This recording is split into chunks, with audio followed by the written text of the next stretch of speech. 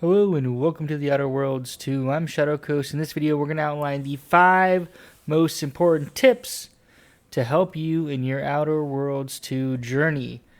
If you're a beginner or a veteran, hopefully you found these tips helpful. Tip number 1 is whenever you enter a new area, always check out the vending machines, and I recommend you buy all recipes, especially if it's crafting ammunition like shock rods, short rounds, shells, etc. This is important because you will run short on ammo if you're playing on normal and certainly on hard difficulty.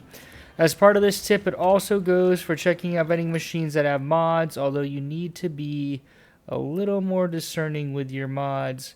Mods will modify your weapon damage and do other things like allow you to add scopes and other cool things here, so make sure you don't sit on these because you can upgrade and or adjust your weapons to help with whatever encounter you're about to take on.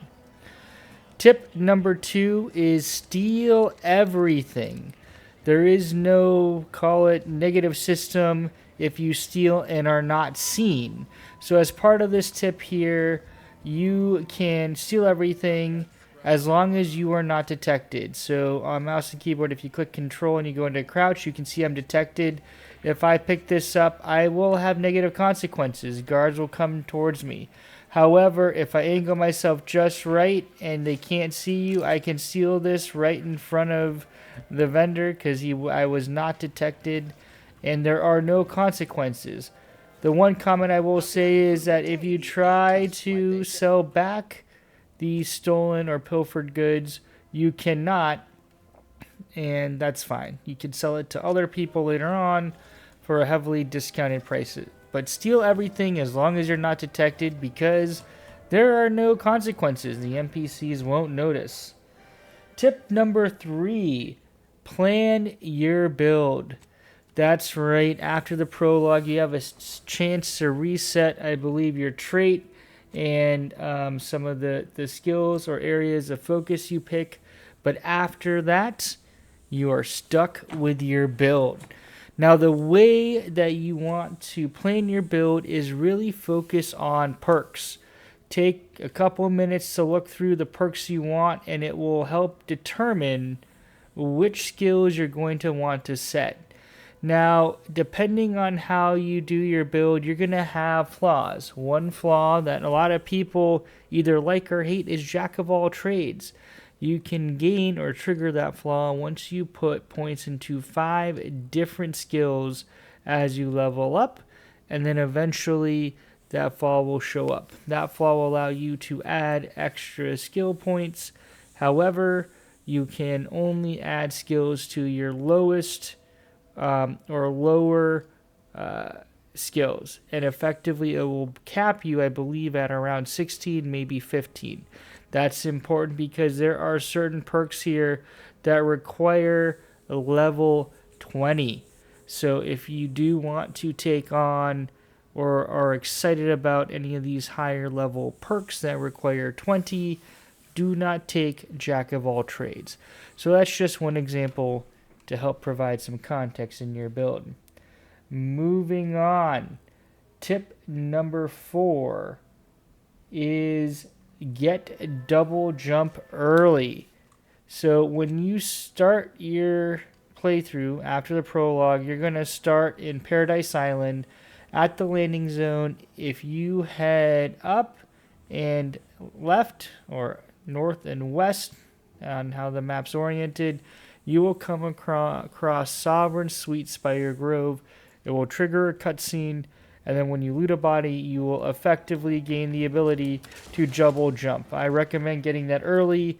It will help you through your playthrough and access additional content because you can now physically double jump. So get that early. The final tip here is a bit of a fun one. When you first come to Fairfield, which is the first town you're going to encounter not too far from your landing pad, you're going to want to head over here to this field and pick up this unique item called Incognito. This helmet effectively renders you invisible to all NPCs as long as you're not moving. And I will say you can have a bit of fun with it. So It is right over here, and you can pick it up. And oh, it's got the mod Incognito, excuse me. It's called the Battle Helm of Patero Bane. Become camouflage while standing completely still. And so when you put it on, you can't see. And you can't go into third person view. But one of the cool things is if you look at here, I'm going to run over in front of this NPC. I'm detected. I stop moving. I'm invisible. And one of the cool things here is if you have enemies and you're trying to sneak past them or sneak behind them, you can just do this, and as the detection meter fills, you can effectively just stop moving and hide.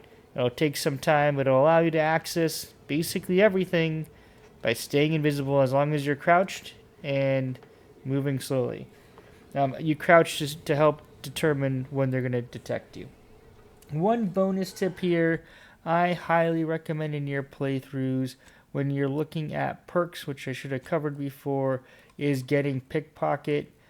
Pickpocket here is really great because you only need to put 1 point or 1 skill into lockpick, and you can get Pickpocket, and you just go behind people, steal their key cards, steal just stuff off of them, go to their lockers, and get awesome gear.